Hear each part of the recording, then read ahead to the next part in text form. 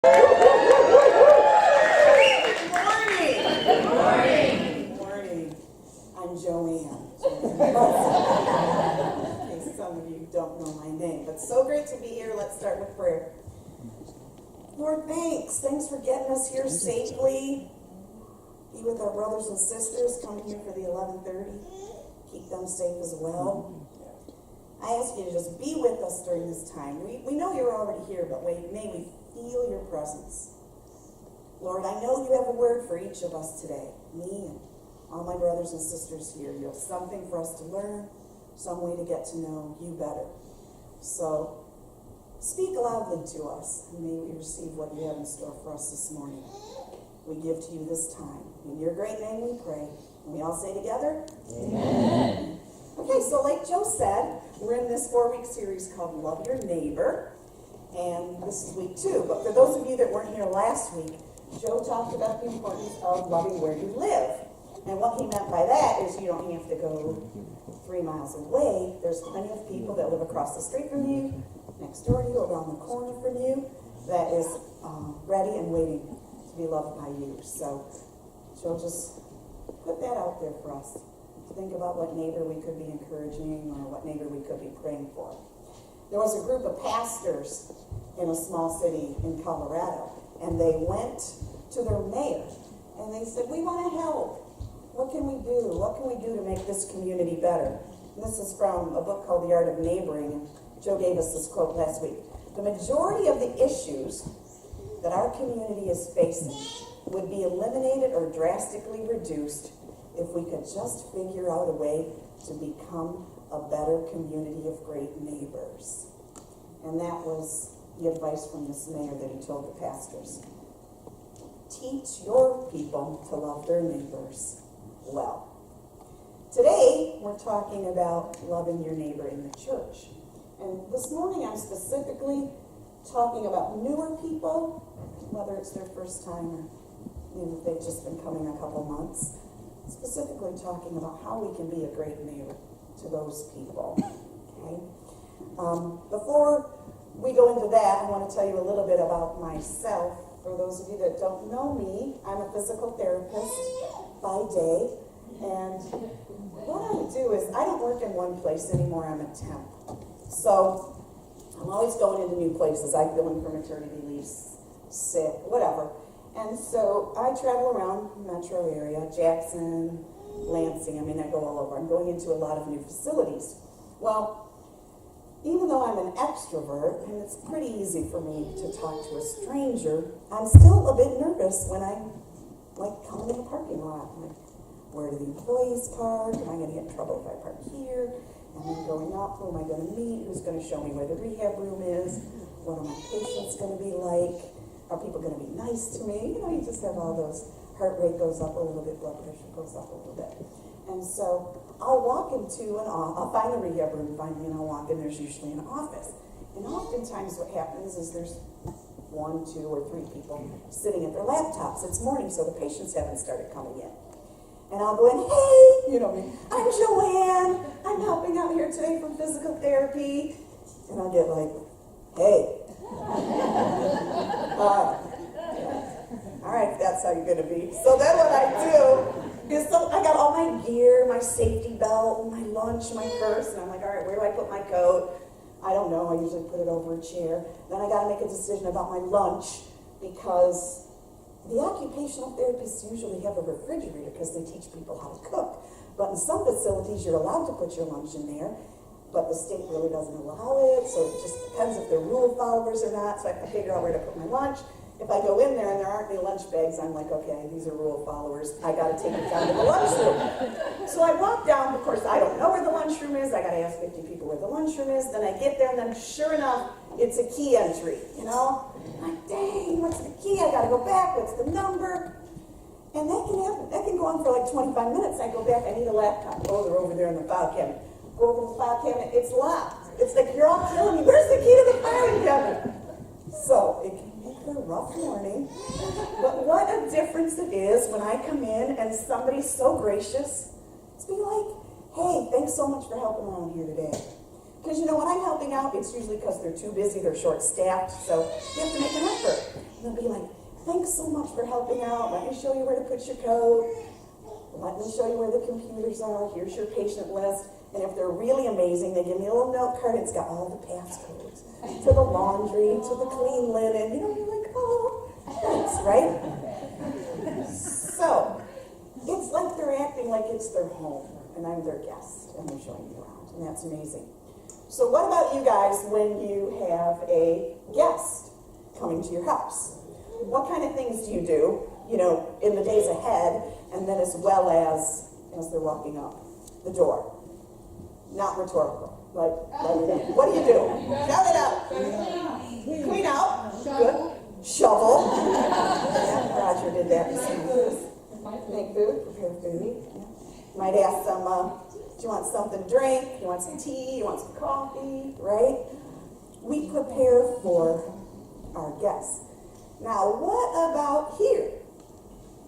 Do you consider this your church home? I'm looking around. I know which of you consider this your church home. Who's newer, might not consider this your church home yet. But so who pays the mortgage around here? Who pays the bills? Yeah. This morning, Roger was shoveling out there. We take care of this place. And wouldn't it be amazing if we, as a whole group, just decided that we were going to be the homeowners around here and not the guests? Because, see, when I go to one of those places and somebody's like, hey, what they're saying is, basically they're saying, I just work here. That's what they're saying. So, do we ever think, I just worship here? And what I'd like to do today is talk about loving our neighbor at church. My encouragement that each of us would see ourselves as the homeowner, not the house guest, and that we could learn to love our guests like we would someone coming into our own home. And we just commit to being responsible, all of us, for the guests. See, if someone visits, it's just me that thinks they're my guests. What if I'm not around? But if we all see that they're our guests, that would just be amazing. So we have a mission around here. Joe says it every week. Somebody want to shout it out what our mission statement is? Love God, love people, live the good news. For those of you new around here, love God, love people, live the good news. But we also have a vision statement. Probably didn't know that, right? We actually do. We have a vision statement. It's on the website. And it's this. Let's say it together. A welcoming, celebrating community of Christ followers. That's our vision. That's what we want to look like around here. Well, that's a lot of words. It took me 3 years to learn love God, love people, live the good news. That's even more words. So I'm going to break it down. I'm going to break our vision down to one word. And that one word is we're going to be kind. That's what our community is. Now, Cambridge, definition for kind is generous, helpful, and caring. I find it interesting that even if you don't know the Bible very well, you probably know from Corinthians, because you heard weddings. Love is patient, love is kind, right? It doesn't say love is patient, love is nice. It doesn't say love is patient, love is polite. I mean, Paul could pick from whatever words he wanted. He could have put nice there. He could have put polite there. But he chose the word kind. And I think when we're kind, it's just so much richer and more beautiful than being nice, okay? Kindness requires a personal investment, a stepping out of yourself and your own actions and thoughts to give time, energy, and attention to the other person. To step into another world for a point of time, even if that's just 30 seconds. When you are kind, the relationship changes. The relationship grows. Okay? We're going to talk a little bit more about that in a while, but what I'd like today to be is really a family meeting. Okay? That's a thing now. Did you know that? Like, when I grew up, we just got in trouble. All right? It wasn't like family meetings, but it's a thing now. And kids and parents get together and they decide pick up your socks better, greet one another in the morning. Like they have these meetings and they decide on these family protocols, okay? So really, I don't think of today as a sermon or as a message. We're not going to dissect the Trinity, because I don't have that kind of house. We're going to have a family meeting and we're going to talk about how we move from house guest to homeowner, and how we love new people with kindness. That's what we're going to focus on this morning. So first of all, we have to prepare for our guests. When you have someone over, you do some things, clean and that kind of thing. So there's 1,000 things we can do to prepare for our guests here. I'm just going to highlight a few. Okay.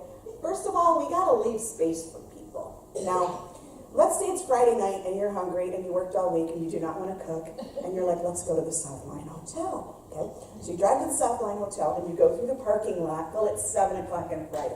You drive through the parking lot, there's not a space. You look down the street, I would have to park at like McMunn if I'm going to go there. You don't want to walk 4 blocks. You see all the spots on the street are taken. Then you go to the bank right across the street, and you drive through the bank, like, dang, there's not even a spot at the bank. So then you got to decide, am I going to park at the funeral home? You know, there's the big sign that says violators will be towed. And you got to make a choice. Am I going to do it? You know, and if you do, you have to go around because they got the chains there. You can't go in that way, right? And a lot of times what you might do is go home. You either park there and feel bad, or you just go home. And we need to make sure that the people that come in here have a spot. It sounds maybe trivial, but people have come in and can't find a spot and have left, and I know because Joe and I have heard the stories, okay?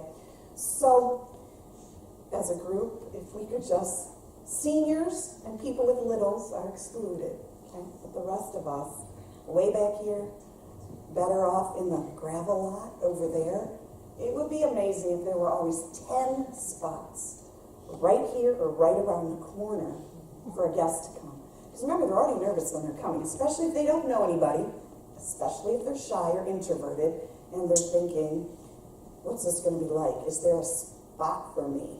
Do they have room to fit me into their community? Well, if they drive through and there's no spots, subconsciously they might be thinking, yeah, they don't really have room for me here. So that's my challenge. If we can all not pick, the close spots, that would be great. And we also need to leave room for them in here. Now today, we're more sparsely attended, but in some of our services we get a little bit more crowded. So what I'm going to ask is, if it's crowded, I think it'd be great if we could have some seats on the end. See, if I come in, I'll crawl over 5 of you to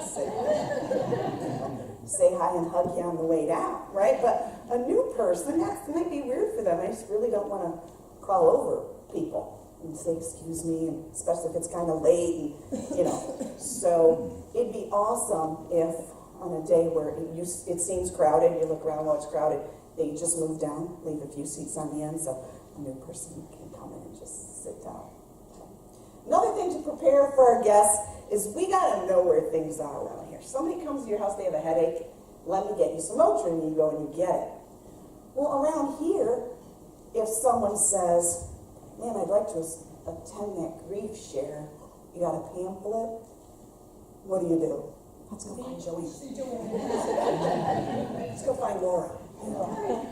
And, hey, we need a grief share pamphlet, take it. So, but we're the homeowners. We're not the guests. We all got to know where the grief share packets are. And some other things. Laura's made these beautiful, just handouts of everything that goes on around here. Who to call if you want to serve communion? Who do you call if you want to go to a 12-step program? Who do you call? It's all in there, and it's amazing. And it'd be great if you all knew where they were, myself included. I just found out where they were a couple weeks ago. And I'm the connections leader. Dave Kurt, he's our head elder now. He just found out where the welcome table was. We are not, this is why it's a family meeting. We are not doing well in that area, where things are. So, I'm inviting you into a 15-minute in-service. They're going to be coming up. In-services at work, you got to go to them. They're always a bore and a drag. That's why we're only making it 15 minutes. We're asking all the regular attenders to come to it. We are going to take you around. We are going to show you. If someone wants to become a member, where's the membership packets? If someone wants information on the Thursday night support group. Where's the flyer? I'm going to teach y'all where that is so you can actually own the place that you actually own and help people when they come in. Okay? All right, next, what do we got to do? We got to give one more degree on Sunday. What I'm talking about here is just stepping it up a notch. Just one notch. Just 1 degree, you know, which isn't very much if you think of 360 degrees. 1 degree, okay? Now, this is how it often looks for me, for some of you. Not everybody, because some of you are amazing at this, but some of us, we come in and we're late and we're rushed and we're freezing, okay? So we come in the lot, we take the first spot we see. We come in. If someone's behind us, we hold the door for them because we're really nice around here. We're very polite. We're a great group of people, aren't we? We're pretty cool. So we hold the door for the people around. We say, hey, I'm sick of the weather. We come in, we greet the greeter. We might even give the greeter a hug if we know them well. We're all friendly and nice. We go get our coffee if there's time. If you're too late, then you just come in, or you get your coffee and come in late because we're easygoing about that. You get your coffee, you find somebody that you know, you say hello, and you start talking. Hey, you doing the 6K? Hey, you doing it? You know, how was your week? How's work? Till you hear the call to worship, or till you hear the music start, and then you come in.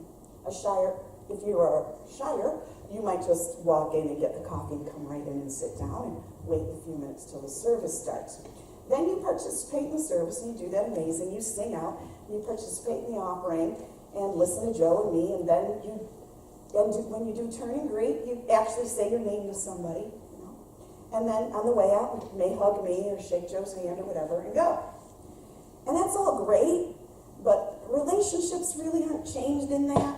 And you were nice and you were polite, but kindness is one notch up from that. So what does that look like?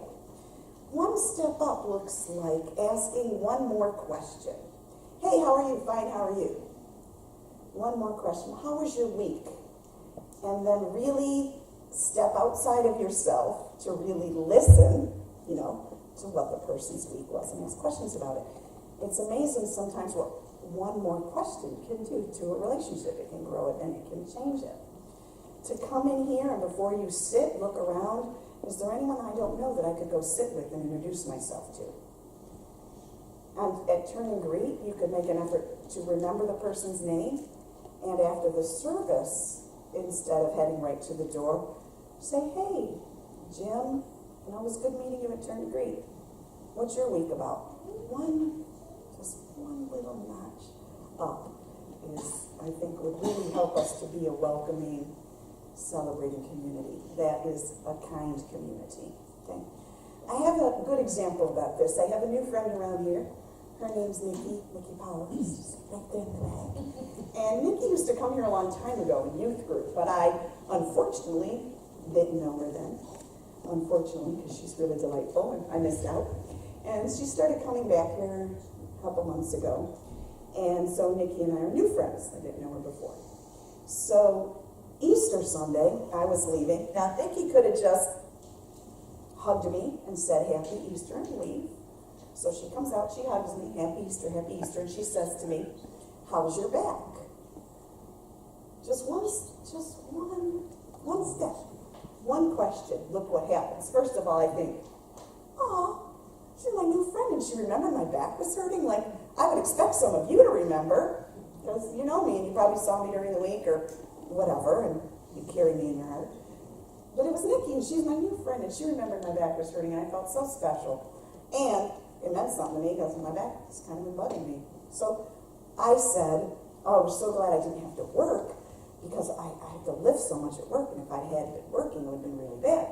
She goes, oh, what do you do that you have to work? I said, I'm a PT. She's like, oh, you're a PT? I go to PT. I go to this guy named Jeff Allen. And I'm like, I know Jeff Allen. He comes to church here. Anyway, one question. She learns about me, what I do for a living. I learn about her back. I learn that we have someone in common. You know, and all it took was, instead of her saying Happy Easter and leaving, she asked just one question. You know, and God bless Nikki, she's newer around here. Like, she's the guest, but she's not anymore. She's a homeowner for sure, because she's she's being an ambassador, you know. So I just want to encourage us all just to step it up one notch. Okay? And lastly, I think to be kind is to invest beyond Sunday. Okay? Invest beyond Sunday would be inviting someone to a Bible study, inviting someone to craft day, meeting them for lunch, going for a walk, praying for something that they told you about, you know, like Nick was carrying me in her heart, and she'd go home and she'd pray for my back, you know. We haven't done, as I said, it's a family meeting, not a Bible study. We haven't done any Bible study today. But this verse from Galatians 6:2, it's one verse, but it's worth its weight in gold times a million. And sometimes on Sunday, maybe that's enough. That we don't have to learn a whole story, or we don't have to dissect, 20 passages. Carry each other's burdens, and in this way you will fulfill the law of Christ. So beautiful. I have it on my wall at home. I couldn't find anything to go there, and then I finally found a beautiful picture, and it says this. Carry each other's burdens. And some of you that know me better than others, if you've ever gotten a card from me or a text from me, I might have said, carrying you in my heart. Some people say that. I say that. Carrying you in my heart. And what I mean when I say I'm carrying you in my heart, it means that you're right here. You're just a breath away. You're in my thoughts. You come to my mind during the day, and I wonder how you're doing. I think about what you're struggling with. If you're in a hard time in your life, I wonder how that's going. I may not call you and ask you about it, or I may, but I'm carrying you in my heart. Now, we do such an amazing job around here carrying each other in our hearts, don't we? My encouragement is that we do that with the person that we just met, okay? That we open our hearts and we carry someone new. And then what can happen is next week, even if you don't remember their name, you can say, hey, I thought about that house you're trying to buy. Because, they were new here. They came here because they were new here. They don't have a house yet. I thought about, did you find a house? I've been praying that you find a house. Some of us are really great at that, and some of us need to do better, with that. So that's my step. Investing, that's my suggestion, that we invest outside of Sunday. We carry people during the week, and then we find them the next week and let them know so that we did that. Okay? Now, while I'm giving this family meeting, usually family meetings are like you say something, I say something, you say something, but this was like all me saying something, which isn't a family. Well, it would have been what a family meeting would have been like if we would have had it. Okay. So maybe during this you were thinking, wait, maybe you wanted to say something, and you could have. It would have been fine. Somebody did it at the 8:45, but so I want to talk about grace points. And what I mean by grace points is we're just covered in grace and love by God, and we extend that to each other, to our visitors. So let's talk about grace points. First of all, forgetting someone's name. All right, can we just get over it? We're going to forget people's names. I've had to ask some of you 3 times. Stacy, I know I asked you more than once. I'm pretty sure it was 3 times. I just didn't remember. And it's okay, because we have a God who's like, if we are kind, if we are loving, if our heart's in the right place and we're showing good manners, like that covers forgetting someone. That covers the awkwardness of forgetting someone's name. Diane, who's a painter, I saw one of her paintings, and she received a saying similar to like that and had it on this Mod Podge. It was beautiful. And that was the idea, that when your heart's in the right place, the awkwardness, the Lord takes care of that. The Holy Spirit takes care of that. If you really care about someone and you feel bad you forgot their name, you got to get over it. You can ask them 3 times and you can ask them 4 times. I can tell you one thing. If you ask one more question and learn something new about that person, for some reason it's way easier to remember than their name. I find that. And then you can say, hey, did you find a realtor? How was the house hunting this week? And then you can say, and I totally forget your name. What was it again? Right. And then they're like, oh, they remembered about the house. You know? So, grace about that. Next, grace about, oh, are you new around here? I've been coming here for 8 years. We gotta let it go. Let it go. I've had people ask me if I'm new around here. And you know what I think? Good for them. Like, they're brave. They want to meet somebody new, and they want to do 1 degree more. They want to ask one more question. And if that's the question they ask, are you new around here? Good for them. They took a risk. They took a chance. I admire it. I honor it. So, put yourself in that place. Seriously, if someone came up to you and said, hi, I'm Jim. Are you new around here? Would you really care? Like, you just wouldn't care. So I don't know why we play that, because we say that. Well, I don't want to say this, what if they're not? No one cares. Like, we just have to add some reality to it. All right? So, let yourself off the hook. If the person's been here 8 years, it's better. And if they've been coming here 8 years, you ought to know them. So it's probably good that that encounter happened, right? All right. Just not feeling it. All right. So I normally come to the 8:45 and I sit right here because Joe doesn't like when there's 3 rows, empty. So I sit up here. And Stacy, my good friend, she knows when I'm just not feeling it. Not feeling it means I don't want to talk to anybody. I don't want to be Joanne Sunshine. I want to come in and I want to just sit and listen and go. This is your church home. It's totally fine if you're not feeling it. Stacy knows when I'm not feeling it. She'll lean over, are you all right this morning? I'll be like, yeah, I'm not feeling it. Give yourself grace. We're a community of just believers, and you can just not have it in you to meet somebody new, to look around, to be kind. You just don't have it in you. And it's perfectly fine.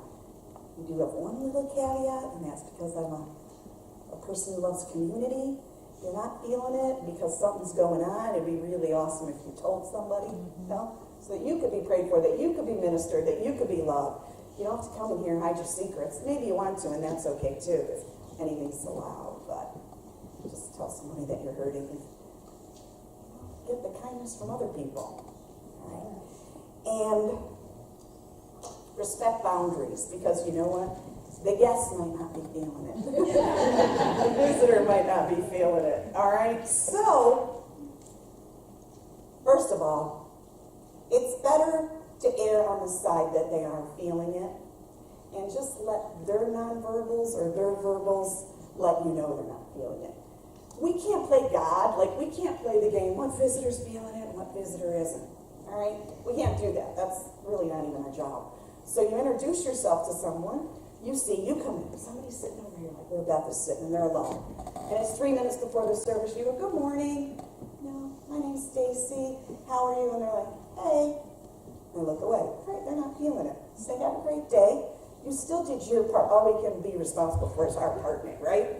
You just did it. I can tell you a couple things I've learned. First of all, the people who aren't feeling it, they rush out at the end. Okay? So, if they're still sitting around here, they're probably feeling it. They're probably okay to meet somebody. If a person is standing alone out in the hallway, they probably want to meet somebody. Because if they were standing out there and they didn't want to meet somebody, they'd have come in here and sat in the corner, sat at the back table. Okay? So, just be sensitive, and if they're not feeling it, you just say, have a great day. And just let them know. It's great if you can remember their name next time. Sooner or later, they may decide to make this their home, or they may not. Aaron Clark, our worship leader, he did that for over a year. Him and Jenny. Last one in, first one out. Get them now. So, respect boundaries. Okay. I'm just about done. I'm going to move into the call to faith. But what I want to finish with before I go is about 5 or 6 years ago, I lost my job and I needed to find a new one. And what I did is I did all these online applications. Well, when you do these online applications, now you got to take these tests. I don't know what they are. Like personality tests or I don't know. But They all had the same questions, they just worded them differently. One question that I got in almost every one of these tests was, if you need help in the middle of the night, how many people do you have to call? And the choices were 0, 1 to 2, 3 to 5, 6 to 10. And I look at that and I'm like, where's greater than 10? I've got 200 people to call in the middle of the night. You know? And I remember I was overwhelmed with thanksgiving and gratitude. Like, I was just overwhelmed that I have this community that I could call home in the middle of the night. You'd be like, where do you need me to come? Oh, I'm in Kentucky. All right, I'll be there in 6 hours. And I love this church. And I love how friendly we are with one another and how we build our relationships. And I just want that for the next person. I just want that for the person that takes that profile to get a job and like, do I have anybody? Like, could I call, I don't know, Jack? Would he come? There are people like that, you know? And if the Lord gives us the honor of sending them here, it's so sacred. Like, it's so valuable. It's amazing that he would pick Crossroads. That's an honor. That's a true honor. And if we are, not because we're mean, the total opposite. If we are because we're loving, standing out there, somebody comes in, new person. Circle, circle, circle, circle, circle by the coffee, circle by the books. Chat, chat, chat, talk, talk, talk, catching, catching, catching. We're loving each other. We just, it's got to be that open so that you look around and one person who's standing by themselves, come stand with us. Introduce yourself. You go back to talking what you were talking about, But everybody doesn't have 200 people they can call in the middle of the night.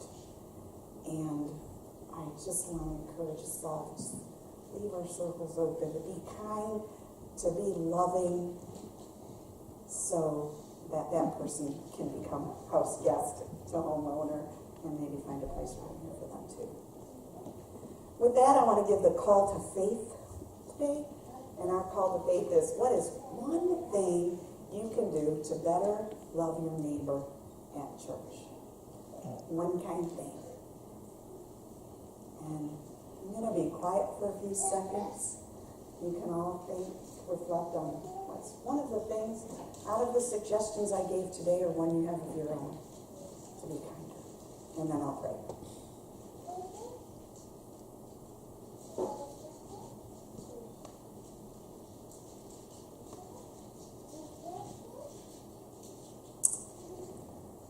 Dear Lord, thank you for this time together.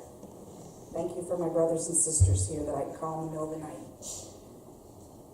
May we always, as a community, have space for someone new. We thank you for honoring us with guests and visitors.